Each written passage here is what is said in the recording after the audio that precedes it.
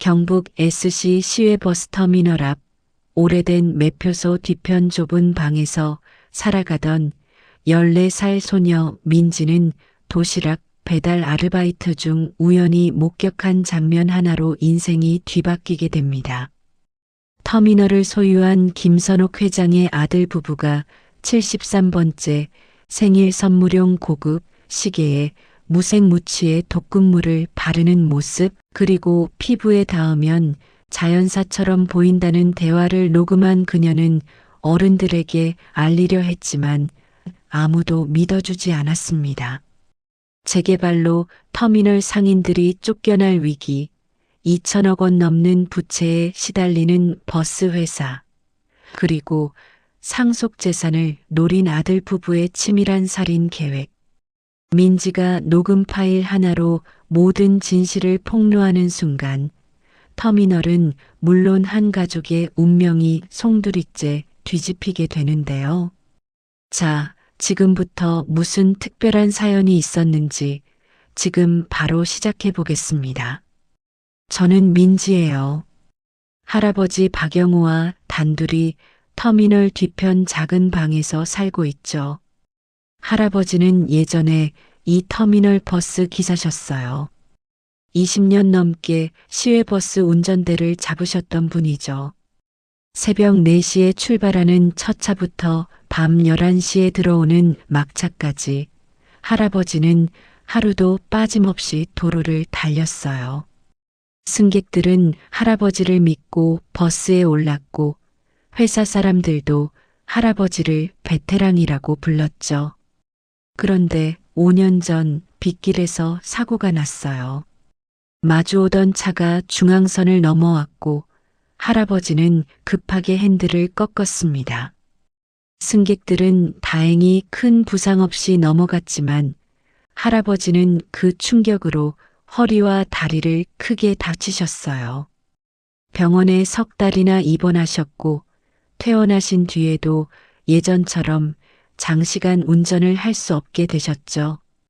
회사는 할아버지에게 퇴직을 권했어요. 보상금이랄 것도 얼마 되지 않았고 20년 넘게 일한 대가치고는 너무 초라했습니다. 그때부터 할아버지와 제 생활이 완전히 바뀌었어요. 회사 기숙사에서 나와야 했고 터미널 근처에서 가장 싼 반지하 방을 얻었습니다. 창문 하나 제대로 없는 좁은 방이었지만 그게 저희가 구할 수 있는 최선이었죠. 할아버지는 폐지를 주우러 다니셨고 저는 매표소 일을 도와드리거나 식당에 도시락 배달을 하며 돈을 벌었어요. 제 부모님은 제가 6살 때 교통사고로 돌아가셨어요.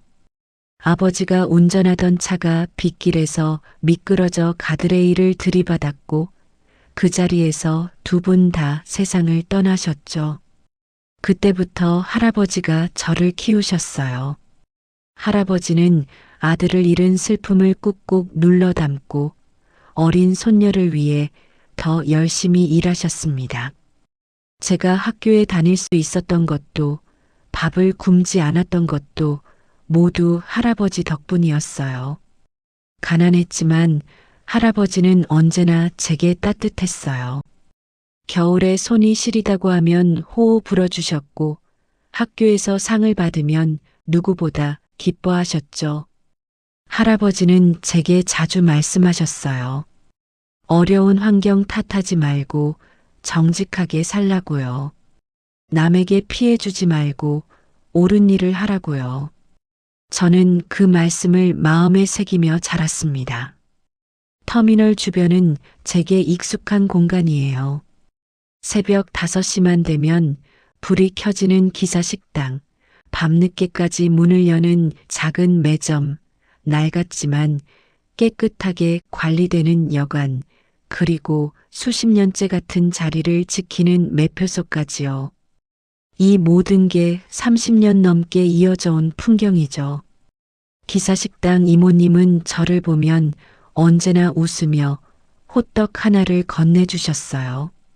매표소 아저씨는 할아버지 이야기를 할 때마다 눈시울을 붉히셨죠. 여관 주인 할머니는 가끔 저희 방에 반찬을 갖다 주셨고요. 이곳 사람들은 서로를 가족처럼 대했어요. 누군가 아프면 함께 걱정했고 누군가 기쁜 일이 있으면 함께 축하했습니다. 상인 아주머니들은 단골 승객 이름을 다 외우고 있었어요. 매주 금요일 저녁 버스를 타는 회사원 아저씨, 한 달에 한 번 고향 가는 할머니, 주말마다 애인 만나러 가는 대학생까지요.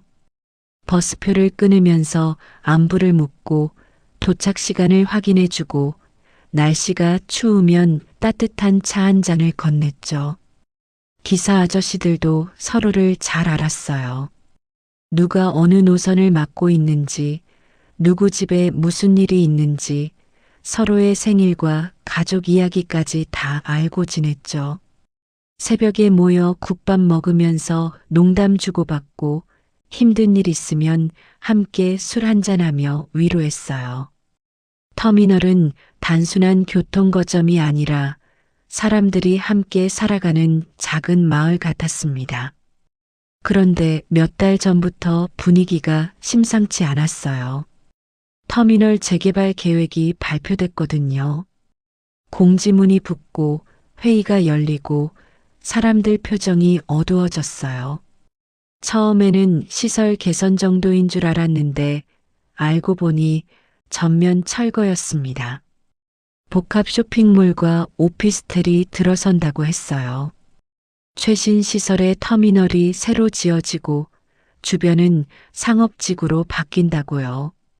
들리는 말로는 대형 건설사와 금융사가 투자한다고 했어요. 그럴듯하게 포장됐지만 결국 이곳에서 살아온 사람들은 모두 쫓겨나야 한다는 뜻이었죠. 보상금은 터무니없이 적었어요. 수십 년간 장사하던 매점은 3천만 원, 기사식당은 5천만 원, 여관은 7천만 원이 전부였습니다. 그 돈으로 다른 곳에 가서 다시 시작할 수 있을까요? 불가능했어요. 나이든 상인들이 새로운 곳에서 새로운 장사를 시작한다는 건 현실적으로 어려운 일이었죠. 기사 숙소도 철거 대상이었어요. 기사 아저씨들은 어디서 쉬어야 할까요? 집이 먼 분들은 매일 출퇴근할 수도 없고 그렇다고 근처에 방을 얻을 형편도 안 됐죠. 할아버지와 제가 사는 방도 마찬가지였어요. 6개월 안에 나가라는 통보를 받았습니다. 통보를 받은 상인들과 기사 가족들은 절박했어요. 어디로 가야 할지, 무엇을 해야 할지 막막했죠. 현수막을 만들어 걸었어요. 재개발 반대, 생존권 보장, 우리 삶터를 지켜달라는 문구들이었죠. 철문 앞을 막아서며 시위를 시작했습니다. 저도 시위 현장에 나갔어요. 할아버지는 말리셨지만 저는 가만히 있을 수 없었어요. 이곳은 제가 자란 곳이고 저를 돌봐준 사람들이 있는 곳이었으니까요. 상인 아주머니들은 눈물을 흘렸고 기사 아저씨들은 분노했어요. 하지만 회사 측은 냉정했습니다. 김선옥 회장이 탄 검은 승용차가 철문 앞에 섰을 때 사람들은 일제히 함성을 질렀어요. 회장님, 우리 말 좀 들어달라고요. 30년 넘게 여기서 살았다고요. 다른 곳엔 갈 데가 없다고요. 하지만 차는 그냥 지나갔습니다. 창문 너머로 보이는 회장의 표정은 굳어 있었어요. 할아버지는 그 모습을 보며 깊은 한숨을 쉬셨어요. 할아버지는 말씀하셨죠. 김선옥 회장이 예전에는 좋은 분이었다고요. 남편과 함께 버스 한 대로 회사를 시작했을 때 기사들과 밥도 나눠 먹고 명절 때면 선물도 나눠주고 누가 아프면 병문안도 오셨대요. 사람들은 그분을 터미널 엄마라고 불렀다고 했어요.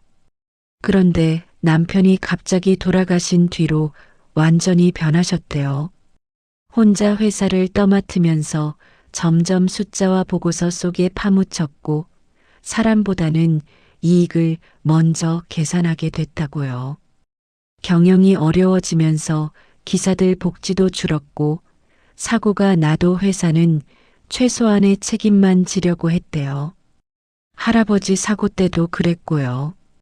저는 김선옥 회장을 직접 본 적은 별로 없었어요. 가끔 터미널에 오셨지만 항상 직원들에 둘러싸여 빠르게 지나가셨죠. 73이라는 나이가 무색하게 꼿꼿한 자세로 걸으셨고 표정은 늘 근엄했어요. 그분에게 저희 같은 사람들이 보이긴 했을까요? 터미널을 소유한 김선옥 회장과 버스 회사는 같은 재단 소유였어요. 남편과 함께 작은 버스 회사로 시작해서 30년 만에 경북 지역 주요 노선을 운행하는 중견 회사로 키웠죠. 터미널도 직접 소유하고 있었고 부동산 가치만 해도 수백억 원은 좋게 됐어요. 하지만 회사 사정은 좋지 않았어요. 최근 몇 년간 승객이 줄고 고속철도와 고속버스에 밀려 시외버스 수요가 급감했거든요. 차량 교체 비용도 만만치 않았고 기름값 상승도 부담이었죠. 게다가 부사장인 아들이 무리하게 노선을 확장하고 부동산 투자를 하면서 회사 재정은 더욱 악화됐어요. 부채가 2천억 원이 넘었다는 소문이 돌았어요. 터미널 부지를 담보로 대출을 받았고 그 이자만 해도 매달 수억 원씩 나간다고요. 채권단은 회장에게 압박을 넣었죠. 개인 재산까지 투입하라고요. 회사를 살리려면 재개발밖에 답이 없다고요. 건설사와 금융사가 제안한 재개발 계획은 그럴듯했어요. 터미널 부지에 복합 쇼핑몰과 오피스텔을 짓고 최신 시설의 터미널을 새로 건설하는 거죠. 예상 수익은 3천억 원, 부채를 모두 갚고도 수백억 원이 남는 계산이었어요. 회사는 물론 회장 개인 재산도 지킬 수 있다는 달콤한 제안이었죠. 하지만 그 계획이 실행되려면 터미널 주변 건물들이 모두 철거돼야 했어요. 여관, 식당, 매점, 기사 숙소, 매표소까지요. 30년 넘게 이곳을 지켜온 사람들은 보상금 몇 천만 원만 받고 떠나야 했습니다.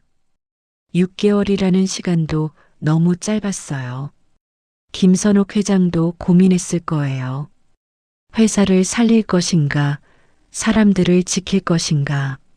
하지만 결국 회사를 선택하셨죠.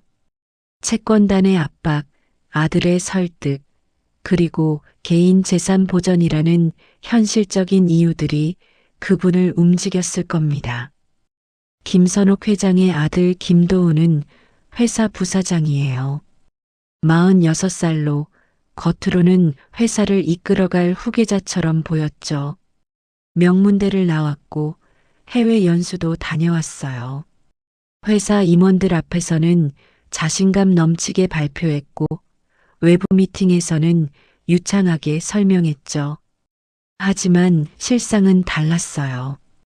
무리한 노선 확장으로 회사 재정에 구멍을 냈고 부동산 투자 실패로 수십억 원을 날렸어요. 그 손실을 메우려고 또 다른 투자를 했다가 더 큰 손실을 봤죠. 악순환이었어요. 회사 부채 중 상당 부분이 그의 결정 때문이라는 소문이 돌았습니다. 개인 재정도 엉망이었어요. 신도시 고급 아파트 대출금, 명품 소비, 골프 회원권, 고급 외제차 할부금까지요. 겉으로는 화려했지만 실제로는 빚에 허덕이고 있었죠. 채권자들이 독촉 전화를 걸어왔고 신용카드 대금도 밀렸어요. 며느리 윤지혜는 40세 쌀로 명품과 골프를 즐기는 전형적인 신도시 부유층 여성이었어요. 친구들과 백화점에서 쇼핑하고 고급 레스토랑에서 식사하고 해외여행을 자주 다녔죠. 시골 터미널이나 노후 기사들에 대한 관심은 전혀 없었어요. 남편 못지않게 소비가 심했어요. 명품 가방, 옷, 보석, 고급 화장품까지요. 한 달 생활비가 1,000만 원이 넘었고 그것도 모자라 남편 몰래 카드를 긁었죠. 시어머니에게는 효부인 척했지만 속으로는 빨리 상속받기만을 기다렸어요. 두 사람은 재개발이 성공하면 회사를 정상화하고 개인 빚도 갚을 수 있다고 생각했어요. 하지만 그것만으로는 부족했죠. 진짜 목표는 김선옥 회장의 개인 재산이었습니다. 재개발 수익, 회사 지분, 부동산, 예금까지 합치면 수백억 원이 넘었어요. 문제는 회장이 건강하다는 거였어요. 73세 나이지만 정정했고 회사 경영에도 여전히 깊이 관여했죠. 이대로 가면 10년은 더 살 것 같았어요. 그 10년을 기다릴 수 없었던 부부는 끔찍한 계획을 세우기 시작했습니다. 어느 날 두 사람은 시내 고급 시계 매장을 찾았어요. 백금 케이스와 가죽 스트랩으로 된 스위스 자동 시계를 골랐죠. 가격은 1억 2천만 원이었어요. 곧 다가오는 김선옥 회장의 73번째 생일 선물이라고 했습니다. 매장 직원은 가족 사랑을 칭찬했어요. 어머님께 이렇게 귀한 선물을 드리시다니 정말 효자효부시라고요. 김도우는 어색하게 웃었고 윤지혜는 자연스럽게 웃으며 포장을 부탁했죠. 하지만 두 사람의 시선은 가격표와 상속 구조에만 꽂혀 있었습니다. 집으로 돌아온 부부는 거실 테이블 위에 재개발 계획서, 보험금 내역서, 상속세 계산표를 펼쳐 놓았어요. 어머니가 사라진 이후에 재무 구조를 숫자로 정리했죠. 회사 부채 2천억 원은 재개발 수익으로 상환하고 남은 수익과 개인 재산은 상속받는 거예요. 계산표 위에는 회사 부채 상환 일정과 터미널 철거 일정, 그리고 생일 파티 날짜가 나란히 적혀 있었어요. 한 번의 사건으로 모든 것이 정리된다는 결론이 내려졌죠. 김도우는 제약회사에 다니는 지인을 떠올렸어요. 그 사람이라면 특수한 물질을 구할 수 있을 거라고 생각했습니다. 며칠 뒤 김도우는 서울로 올라가 그 지인을 만났어요. 호텔 라운지에서 조용히 만나 낮은 목소리로 이야기를 나눴죠. 무색무취의 피부 흡수형 신경독, 소량을 지속적으로 피부에 닿게 하면 한 달 정도 후에 심장마비나 뇌졸중으로 사망한다는 설명을 들었어요. 검사에도 자연사로 보이고 증거도 남지 않는다고 했어요. 다만 가격이 비쌌죠. 5천만 원이었습니다. 김도우는 망설이지 않고 현금을 건넸어요. 작은 유리병 하나를 받았죠. 그 안에 투명한 액체가 조금 들어 있었습니다. 집으로 돌아온 김도우는 아내에게 유리병을 보여줬어요. 윤지혜는 손이 떨렸지만 곧 진정했어요. 이미 마음을 굳혔으니까요. 두 사람은 시계를 꺼내놓고 언제 어떻게 바를지 계획을 세웠습니다. 생일 전날 터미널 옆 본사 사옥의 이사장 집무실을 빌렸어요. 늦은 저녁 시간이라 건물에는 사람이 별로 없었죠. 김도훈 부부는 커튼을 치고 문을 잠갔어요. 테이블 위에 시계와 유리병을 올려놓았습니다. 윤지혜는 일회용 장갑을 꼈어요. 손이 떨렸지만 남편이 옆에서 지켜보며 격려했죠. 시계 뒷면과 가죽 스트랩 안쪽에 액체를 조심스럽게 발랐어요. 흔적을 남기지 않으려고 겉면은 깨끗하게 닦아냈습니다. 피부에 닿으면 자연사처럼 보인다니까. 맞아. 생일 선물로 매일 차게 하면 돼. 한 달 정도면 충분할 거야.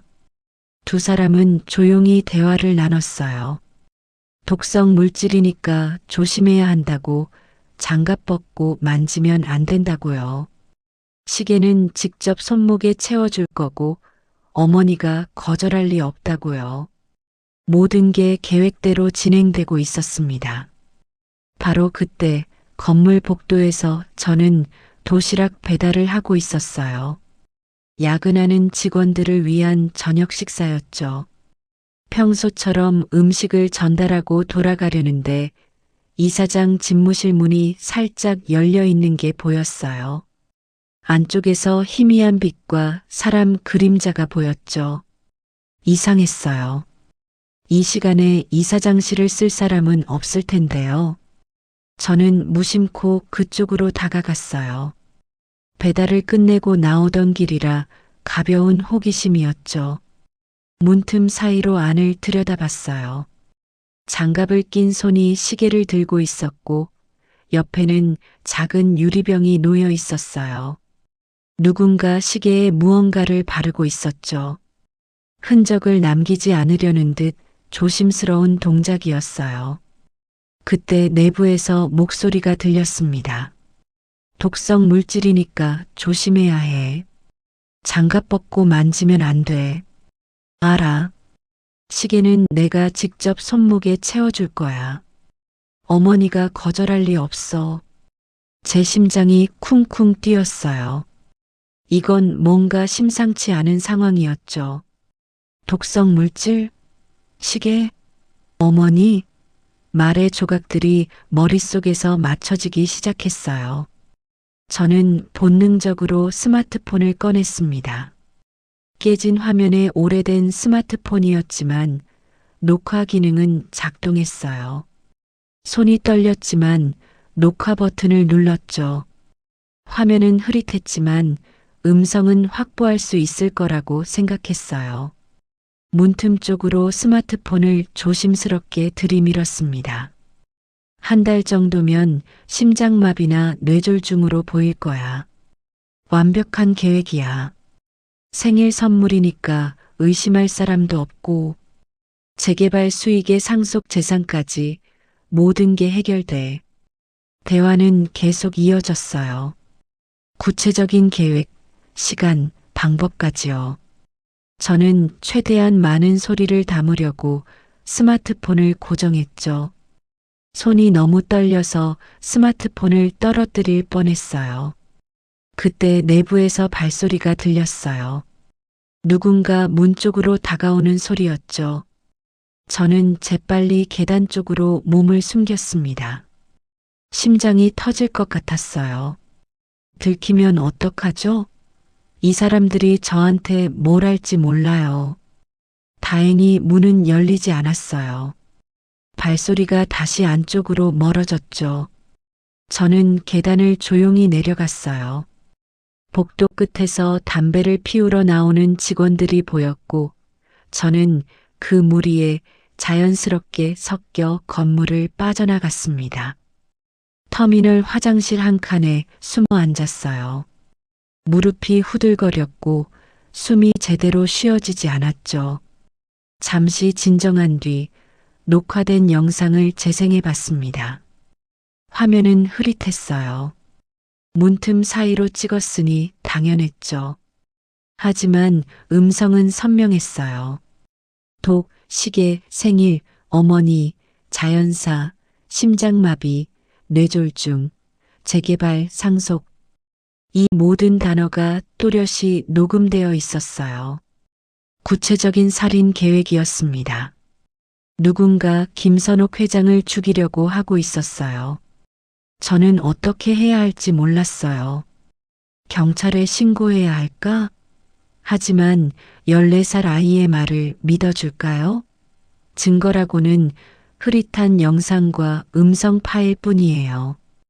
게다가 상대는 부사장 부부예요. 저 같은 아이가 감당할 수 있는 상대가 아니었죠. 집으로 돌아가는 길, 머릿속이 복잡했어요. 할아버지한테 말씀드려야 할까? 하지만 할아버지는 걱정만 하실 거예요. 그래도 다른 방법이 없었죠. 집에 도착해서 할아버지 앞에 앉았습니다. 할아버지, 오늘 이상한 걸 봤어요. 저는 조심스럽게 이야기를 시작했어요. 본사 사옥에서 본 것, 들은 것, 녹화한 것까지 다 말씀드렸죠. 할아버지는 처음에는 반신반의하셨어요. 그러다 제 스마트폰으로 녹음 파일을 들으시고는 얼굴이 굳어졌습니다. 민지야, 이건 위험한 일이야. 할아버지는 심각한 표정으로 말씀하셨어요. 재벌가 문제에 휘말리면 우리 같은 사람들은 끝이라고요. 증거가 있어도 오히려 우리가 피해를 볼 수 있다고요. 돈과 권력 앞에서 진실 같은 건 아무 소용없다고 하셨죠. 그런 말 함부로 하는 거 아니야. 녹화된 내용은 절대 남에게 보여주지 마. 그냥 잊어버려. 할아버지는 제 어깨를 붙잡으며 간절하게 말씀하셨어요. 우리는 조용히 살아야 한다고요. 회사나 재벌가와 다시 엮이면 안 된다고요. 할아버지는 한때 김선옥 회장의 남편과 함께 밤새 운전하던 시절을 떠올리셨을 거예요. 남편 회장이 살아계실 때는 정말 좋았대요. 기사들을 가족처럼 대해줬고 명절 때면 보너스도 넉넉히 줬대요. 회사가 어려울 때도 기사들 월급은 밀리지 않게 했죠. 그런데 남편 회장이 돌아가시고 나서 모든 게 변했어요. 김선옥 회장은 혼자 회사를 떠맡으면서 점점 냉정해졌대요. 기사들 복지는 줄었고 사고가 나도 최소한의 보상만 했죠. 할아버지 사고 때도 그랬어요. 20년 넘게 일했지만 회사는 법적 책임만 최소한으로 지고 퇴직을 권했습니다. 할아버지는 그때부터 회사와 연락을 끊었어요. 배신감이 컸죠. 함께 일하던 동료들도 하나둘 연락이 끊어졌고 이제는 터미널 주변 상인들하고만 인사를 나누는 정도예요. 그래서 다시 회사 문제에 휘말리고 싶지 않으셨던 거죠. 하지만 저는 받아들일 수 없었어요. 누군가 죽을 위기에 처해 있는데 가만히 있을 수는 없었죠. 김선옥 회장이 할아버지한테 잘못했다고 해도 죽어야 할 이유는 없잖아요. 그건 살인이에요. 범죄죠. 할아버지, 그래도 이건 알려야 해요.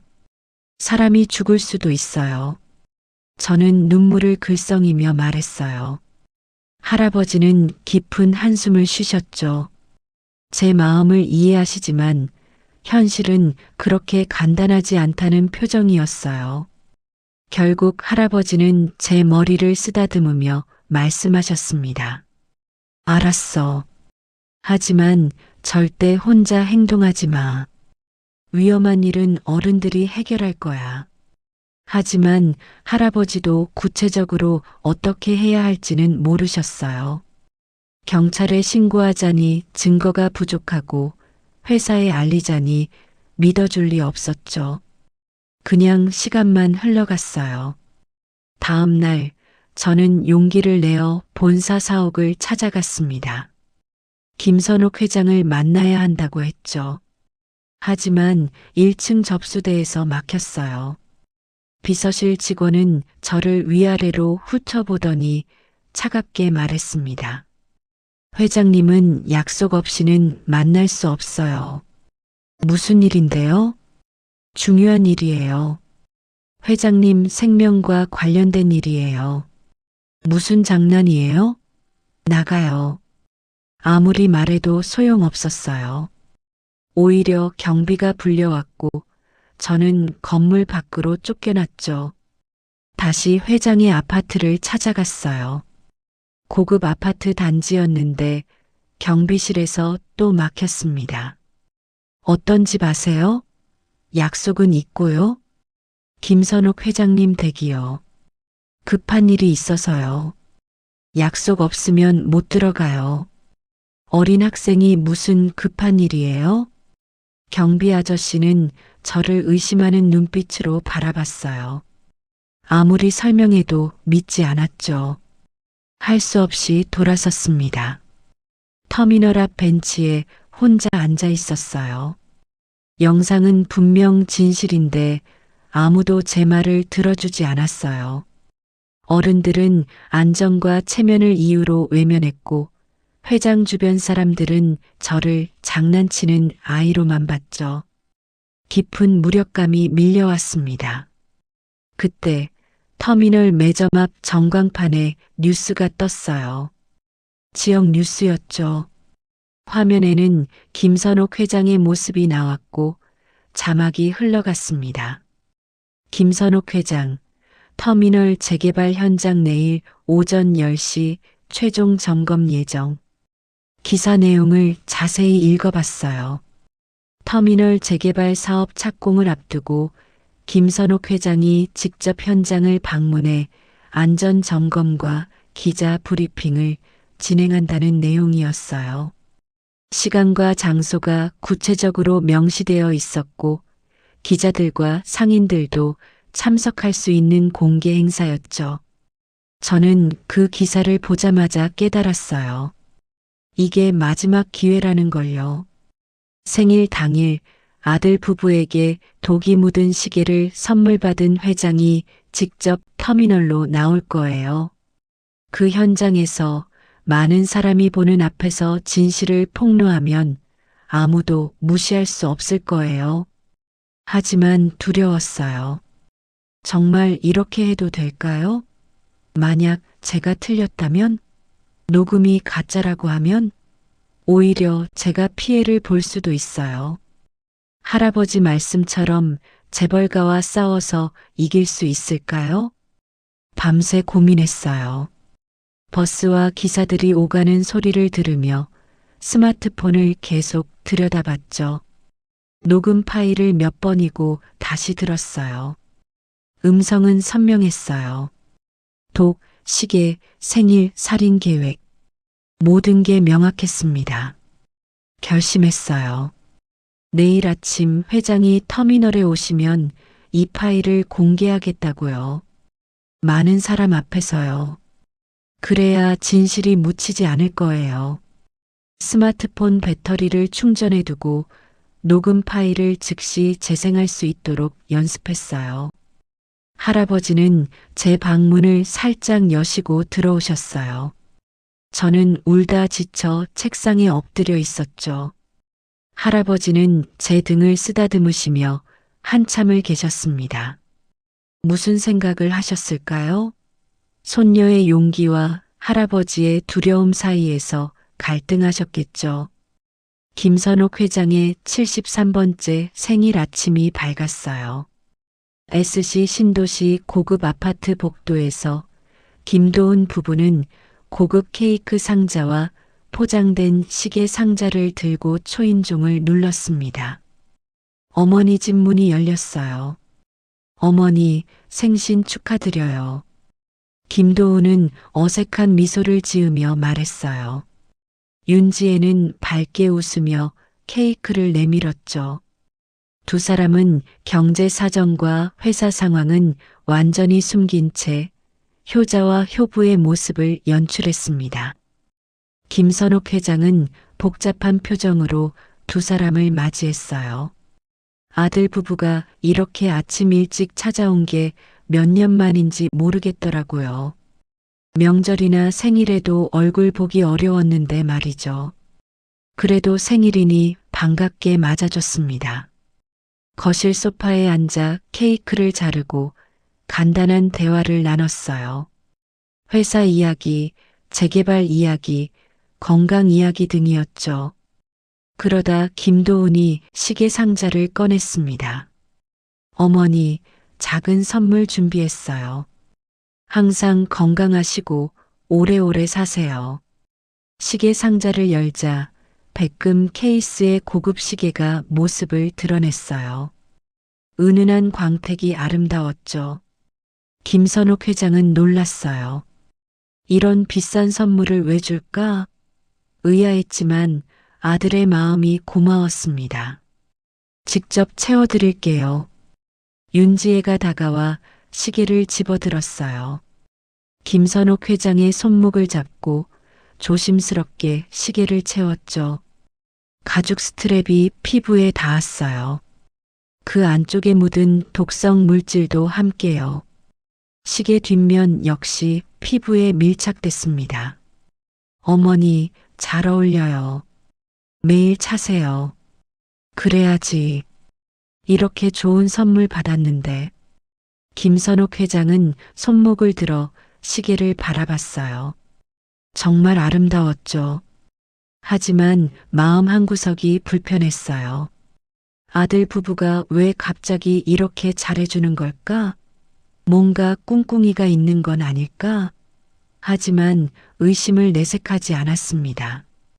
간단한 아침 식사 후 김선옥 회장은 터미널로 향할 준비를 했어요.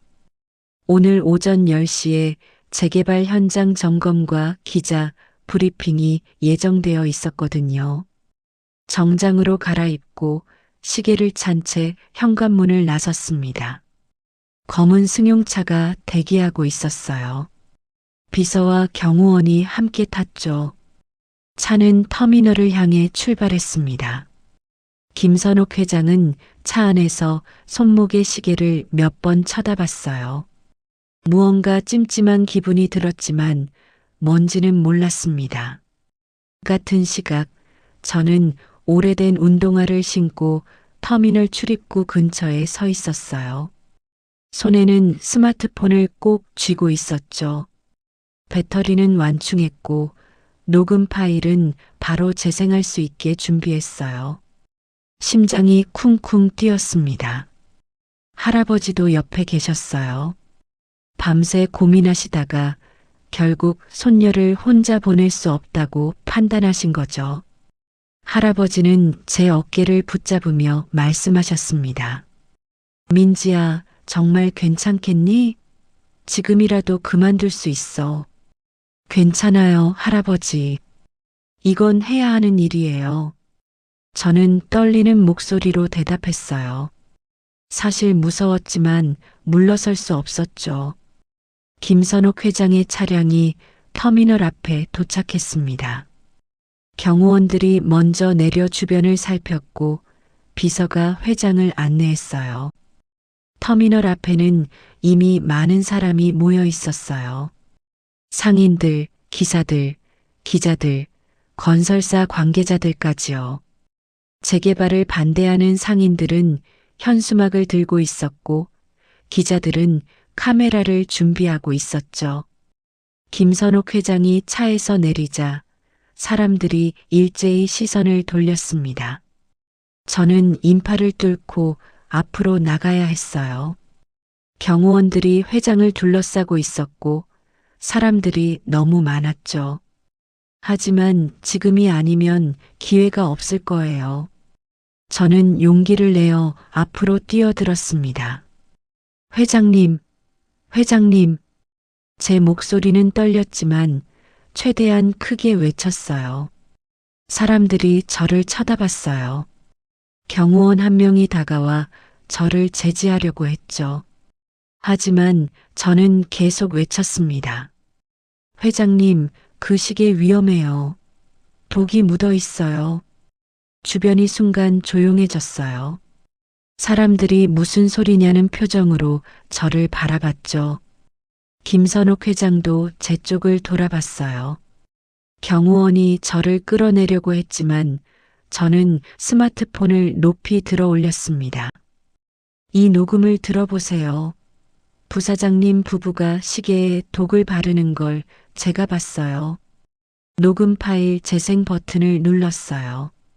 스피커에서 음성이 흘러나왔습니다.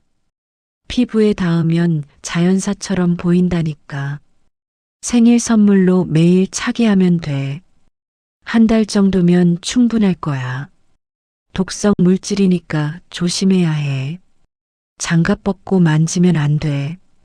시계는 내가 직접 손목에 채워줄 거야. 어머니가 거절할 리 없어. 주변 사람들이 술렁이기 시작했어요. 기자들이 카메라를 돌리기 시작했고 상인들은 놀란 표정으로 서로를 바라봤죠. 녹음은 계속 이어졌습니다. 한 달 정도면 심장마비나 뇌졸중으로 보일 거야. 완벽한 계획이야. 생일 선물이니까 의심할 사람도 없고 재개발 수익의 상속 재산까지 모든 게 해결돼. 김선옥 회장의 얼굴이 창백해졌어요. 손목의 시계를 내려다보며 천천히 녹음 내용을 이해하기 시작했죠. 아들과 며느리의 목소리가 맞았어요. 내용도 너무 구체적이었고요. 회장은 침착함을 유지하려 애썼지만 손이 떨리고 있었습니다. 이게 무슨 소리야? 누군가 물었어요. 기자 한 명이 앞으로 나와 회장에게 질문했죠. 회장님, 저 녹음이 사실인가요? 시계가 정말 위험한 건가요? 김선옥 회장은 대답하지 않았어요. 대신 직원에게 조용히 지시했습니다. 시계를 벗겨서 밀봉 봉투에 넣어. 지금 당장. 비서가 장갑을 끼고 조심스럽게 회장의 손목에서 시계를 벗겼어요. 밀봉 봉투에 넣고 단단히 봉했죠. 회장은 휴대전화를 꺼내 어디론가 전화를 걸었습니다. 교수님, 긴급 검사 부탁드립니다. 독성 물질 여부를 확인해야 해요. 비밀로 해주세요. 거래하던 대학병원 독성학 교수에게 전화한 거예요. 시계를 즉시 연구소로 보내고 독성 검사를 의뢰했죠. 주변 사람들은 상황을 파악하지 못한 채 웅성거렸습니다. 회장은 터미널 브리핑을 취소했어요. 기자들에게 양해를 구하고 차에 올라탔죠. 저는 그 자리에 서서 떨리는 다리를 간신히 지탱하고 있었어요. 할아버지가 달려오셔서 제 어깨를 붙잡으셨습니다. 민지야, 잘했어. 정말 잘했어. 할아버지의 목소리는 떨리고 있었어요. 저는 그제야 안도의 한숨을 내쉬었죠. 주변 상인들과 기사들이 저를 돌려쌌어요. 무슨 일이냐고, 정말 독이 묻어 있냐고, 어떻게 알았냐고 질문이 쏟아졌습니다. 저는 그날 밤 본사 사옥에서 본 것을 설명했어요. 장갑 낀 손, 시계, 유리병, 그리고 대화 내용까지요. 사람들은 충격에 빠졌죠. 부사장 부부가 회장을 죽이려 했다니 믿기지 않는다는 반응이었어요. 기자들은 저를 인터뷰하려고 했지만 할아버지가 막으셨어요. 아직 확인되지 않은 일이고 어린아이가 언론에 노출되어서는 안 된다고 하셨죠. 저희는 조용히 집으로 돌아갔습니다. 이틀 뒤 검사 결과가 나왔어요. 대학병원 독성학 연구소에서 보낸 소견서였죠. 시계 뒷면과 가죽 스트랩 안쪽에서 피부 흡수형 신경독이 검출됐다는 내용이었어요. 지속적으로 피부에 닿을 경우 한 달 정도 후 심장마비나 뇌졸중으로 사망할 수 있다는 설명도 함께 있었습니다. 김선옥 회장은 그 소견서를 받아들고 한참을 말이 없었어요. 아들이 자기를 죽이려 했다는 사실이 믿기지 않았죠. 하지만 증거는 명확했어요. 시계, 녹음, 독성 검사 결과까지 모든 게 맞아떨어졌습니다. 그날 오후 원래 예정되어 있던 생일 파티가 열렸어요. 친척들과 임원들이 모인 자리였죠. 하지만 축하 분위기는 전혀 없었어요. 김선옥 회장은 테이블 위에 시계, 검사 결과, 그리고 제 녹화 파일을 차례로 올려놓았습니다. 여러분, 이걸 보십시오. 녹화 파일이 재생됐어요. 아들과 며느리의 음성이 거실에 울려 퍼졌죠. 독, 시계, 생일 선물, 자연사, 상속 재산. 모든 대화가 또렷이 들렸어요. 친척들과 임원들은 충격에 빠졌습니다. 이건 분명 도훈이랑 지혜 목소리야. 어떻게 이런 일이? 정말 어머님을 죽이려고 한 거야? 검사 결과도 돌려봤어요. 독성 물질이 검출됐다는 명확한 증거였죠. 시계 구매 내역도 확인했어요. 생일 일주일 전에 1억 2천만 원짜리 시계를 구매한 기록이 있었습니다. 모든 정황이 맞아떨어졌어요. 김도훈과 윤지혜가 사전에 치밀하게 계획한 살인이었죠. 재개발 수익과 상속 재산을 노린 범죄였어요. 친척들은 당황과 충격 속에서 자리를 떠나기 시작했습니다. 집안은 어머니와 아들 부부 그리고 몇몇 핵심 임원만 남은 작은 심판의 공간으로 바뀌었어요. 김도훈과 윤지혜는 창백한 얼굴로 서 있었죠. 변명도 할 수 없었어요. 증거가 너무 명확했으니까요. 김선옥 회장은 남편과 함께 회사를 키우던 시절을 떠올렸어요. 버스 한 대로 시작해서 30년 만에 중견 기업으로 키운 세월이었죠. 외동아들을 낳고 후계자로 키우며 모든 걸 물려주려고 했어요. 그런데 그 아들이 자기를 죽이려 했다니요. 돈 때문에요. 상속 재산 때문에요. 회장은 자신이 어디서부터 잘못됐는지 조용히 되짚어 봤습니다.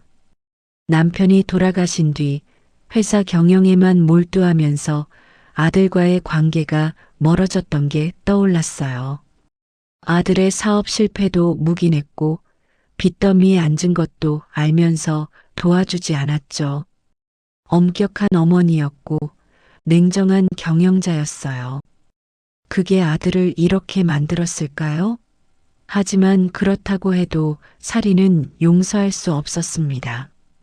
경찰에 신고하겠습니다. 회장의 목소리는 차가웠어요. 아들이 무릎을 꿇고 용서를 빌었지만 회장은 고개를 돌렸죠. 며느리도 울면서 사정했지만 듣지 않았어요. 결정은 이미 내려졌습니다. 며칠 뒤 경찰이 김도훈 부부를 체포하러 왔어요. 존속살인 미수 혐의였죠. 독성 검사 결과, 시계 구매 내역, 재개발 계획서, 채무 상황, 그리고 재녹화 파일이 모두 증거로 제출됐습니다. 사건은 언론의 큰 관심을 받았어요. 재벌가 살인 미수 사건이라는 타이틀로 연일 뉴스에 나왔죠. 기자들은 터미널 앞에 진을 치고 저를 찾아다녔어요. 할아버지는 저를 보호하기 위해 잠시 터미널을 떠나 친척 집에 숨었습니다. 서울 법정에서 재판이 시작됐어요. 검사는 명확한 증거들을 제시했죠. 독성 검사 결과, 시계 구매 내역, 제약회사 지인과의 불법 거래 기록, 재개발 계획서, 채무 상황, 상속 계산표 가리고 재녹화 파일까지요.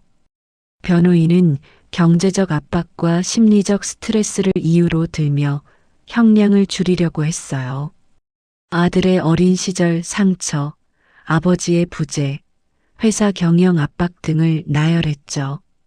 하지만 계획적 살인 미수라는 사실은 변하지 않았습니다. 김선옥 회장은 피해자석에 앉아 있었어요. 법정에서 아들과 며느리를 바라보는 그분의 표정은 복잡했죠. 분노, 슬픔, 배신감, 그리고 자책까지 모든 감정이 섞여 있었어요. 재판 말미에 회장은 최후 진술을 했습니다. 저는 아들을 사랑했습니다. 모든 걸 물려주려고 했어요. 하지만 제 목숨을 노리고 신뢰를 배신한 사람을 더 이상 가족으로 부를 수 없습니다. 법의 엄정한 심판을 요청합니다. 회장의 목소리는 떨렸지만 단호했어요. 법정은 숙연해졌고 방청객들은 숨을 죽였습니다. 재판부는 증거를 검토하고 양측 주장을 듣고 결국 존속살인 미수로 실형을 선고했어요. 첫 공판을 마치고 법원을 나오는 길 취재진이 몰려왔어요. 아들을 용서할 생각이 있느냐, 재개발 사업을 계속할 것이냐는 질문을 쏟아냈죠. 김선옥 회장은 대답하지 않고 차에 올랐습니다. 그 뒤편에는 터미널 상인들과 기사들이 조용히 서 있었어요. 저와 할아버지도 함께 있었죠. 박영호 할아버지는 과거 함께 밤새 시외버스를 몰던 시절을 떠올렸을 거예요. 할아버지는 앞으로 나가 김선옥 회장에게 말을 걸었습니다. 회장님, 고생 많으셨습니다. 영호 씨. 두 사람은 오랜만에 눈을 마주쳤어요. 할아버지는 비록 지금은 철거 통보로 피해를 입는 입장이지만 그래도 위기에 빠진 전 동료를 홀로 두지 않기로 마음먹으셨던 거죠. 상인들도 하나둘 다가왔어요. 돈을 요구하거나 비난하지 않았어요. 최소한 한 번은 사람으로서 곁에 서주겠다는 태도였죠. 고개를 숙인 회장에게 짧은 인사를 건넸습니다. 힘내세요, 회장님. 우린 이해합니다. 같이 이겨냅시다. 김선옥 회장은 눈시울이 붉어졌어요. 자신이 철거 통보를 내린 사람들이 이렇게 위로해주다니 믿기지 않았죠. 회장은 고개를 숙이며 사과했습니다. 죄송합니다. 제가 너무 많은 것을 잊고 살았습니다.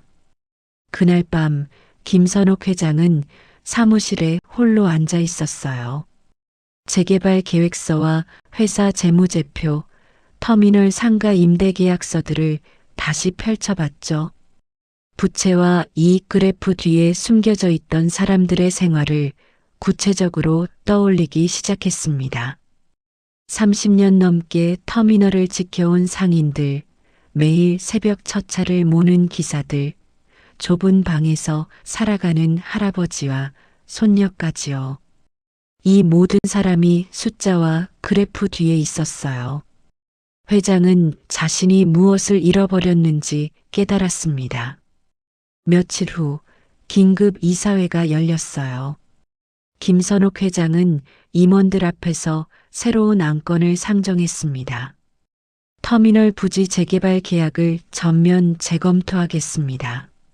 상가 철거 계획을 중단합니다. 임원들은 놀랐어요. 회사 부채는 어떻게 하냐고, 채권단 압박은 어떻게 막냐고 질문이 쏟아졌죠. 회장은 침착하게 대답했습니다.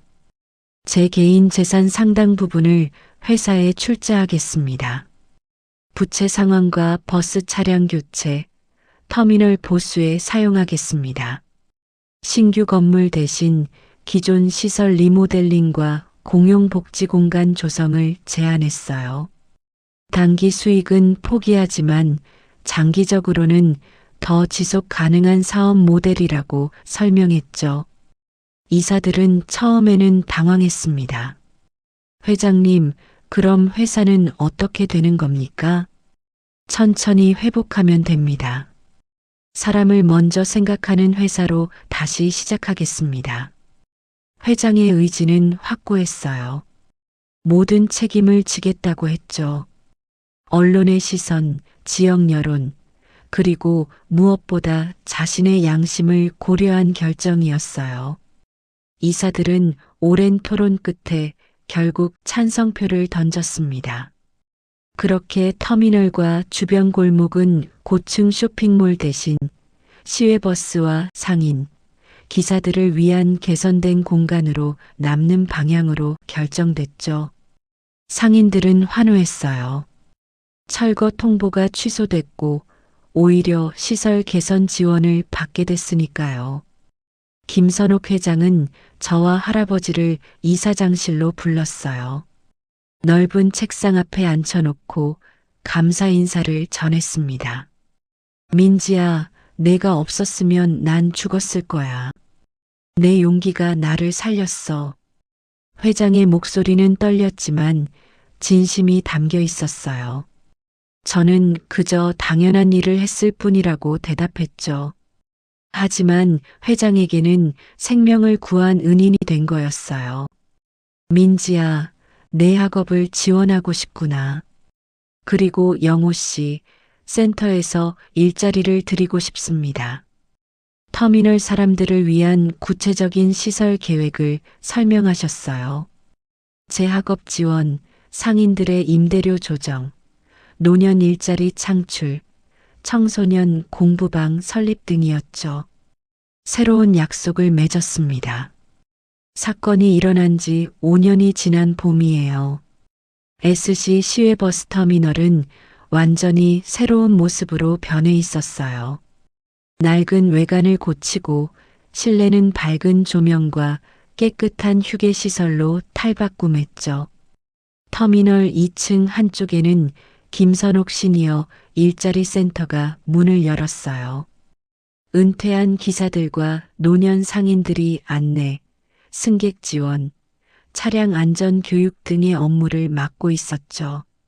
할아버지도 여기서 일하세요. 옛 기사식당 자리 일부는 청소년 공부방과 쉼터로 바뀌었어요. 농촌에서 학교를 다니는 아이들과 기사 자녀들이 버스 시간을 기다리며 공부할 수 있는 곳이 됐죠.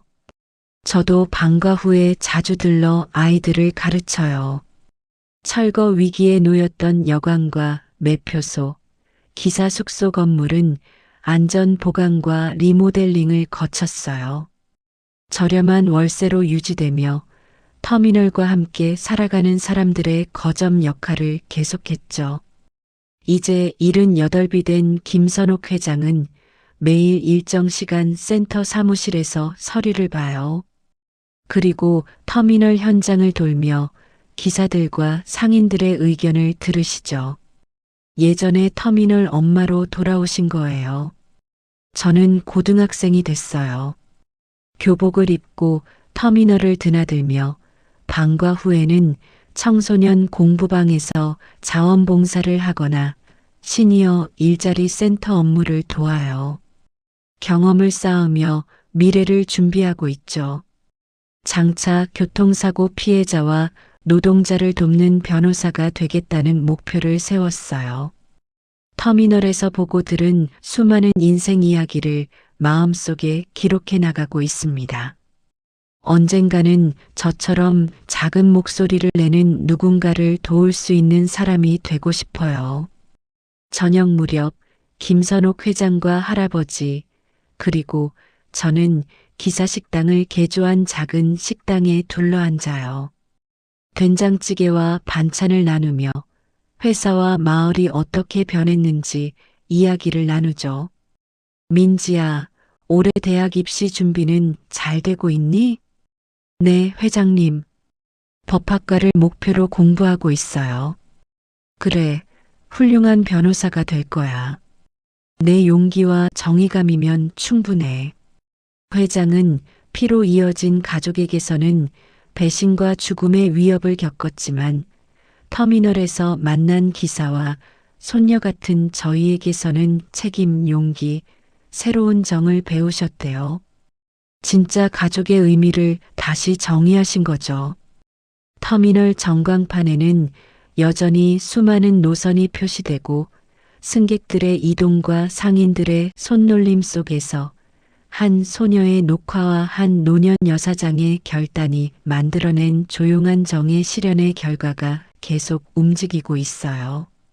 저는 가끔 5년 전 그날 밤을 떠올려요. 도시락 배달을 하다가 우연히 목격한 그 장면, 떨리는 손으로 녹화 버튼을 눌렀던 순간을요. 만약 제가 그냥 지나쳤다면 어땠을까요? 김선옥 회장은 돌아가셨을 거고 아들 부부는 상속 재산을 받아 편하게 살았을 거예요. 터미널 사람들은 쫓겨났을 거고 할아버지와 저도 갈 곳 없이 떠돌았겠죠. 터미널은 복합 쇼핑몰로 바뀌었을 거고요. 하지만 저는 포기하지 않았어요. 비록 어른들이 믿어주지 않았지만 제가 본 것은 분명 진실이었고 그 진실을 세상에 알려야 한다고 생각했습니다. 그리고 그 선택이 한 사람의 생명을 구했고 터미널 공동체를 지켰어요. 작은 용기가 세상을 바꿀 수 있다는 걸 배웠어요. 14살 아이의 목소리도 세상에 울릴 수 있다는 걸요. 진실은 결국 드러난다는 것도요. 그리고 무엇보다 진짜 가족은 피가 아니라 마음으로 이어진다는 걸 깨달았습니다. 할아버지와 김선옥 회장, 터미널 사람들은 제게 진짜 가족이 됐어요. 피로 이어지지 않았지만 마음으로 이어진 가족이죠. 우리는 서로를 믿고 지켜주고 함께 성장했어요. 터미널은 이제 단순한 교통 거점이 아니에요. 사람들이 모여 살고 서로를 돌보며 희망을 키워가는 공간이 됐습니다. 새벽마다 버스 기사 아저씨들이 모여 국밥을 먹고 상인 아주머니들이 단골 승객 이름을 외우며 웃는 풍경은 여전해요. 하지만 이제는 그 속에 새로운 가치들이 더해졌죠. 노년 일자리, 청소년 공부방, 안전한 시설, 그리고 무엇보다 사람을 먼저 생각하는 마음이요. 김선옥 회장은 말씀하세요. 민지야, 나는 회사를 지키려다가 사람을 잃을 뻔했어. 하지만 내 덕분에 다시 시작할 수 있었지. 사람이 먼저야. 그게 내가 배운 가장 큰 교훈이야. 저는 이곳에서 자랐고 이곳에서 배웠어요. 돈과 권력보다 중요한 것이 있다는 걸, 작은 목소리도 세상을 바꿀 수 있다는 걸, 그리고 진짜 가족은 선택하는 것이라는 걸요. 오늘도 터미널 전광판에는 수많은 노선이 표시되고 사람들은 각자의 목적지를 향해 떠나요. 하지만 저는 알아요. 이곳이 제 시작이고 제 뿌리라는 걸요. 할아버지와 김선옥 회장, 그리고 터미널 사람들이 있는 이곳이 제게는 진짜 집이에요. 저녁 해가 터미널 건물을 비추며 주황빛으로 물들이고 있어요. 저는 센터 입구에 서서 오가는 사람들을 바라봅니다. 버스 기사 아저씨들이 웃으며 손을 흔들고 상인 아주머니들이 반갑게 인사하고 청소년 공부방 아이들이 웃으며 뛰어나와요. 이 모든 풍경이 5년 전 제가 내린 선택에서 시작됐다는 게 여전히 믿기지 않아요. 하지만 저는 확신해요. 작은 용기가 세상을 바꿀 수 있다는 걸요. 그리고 진짜 가족은 피가 아니라 마음으로 이어진다는 걸요. 터미널은 계속 움직이고 사람들은 계속 오가고 우리의 이야기는 계속 이어질 거예요. 그게 바로 우리가 만들어낸 작은 기적이니까요. 한 소녀의 녹화, 한 노년 여사장의 결단, 그리고 터미널 사람들의 연대가 만들어낸 조용한 정의의 승리니까요.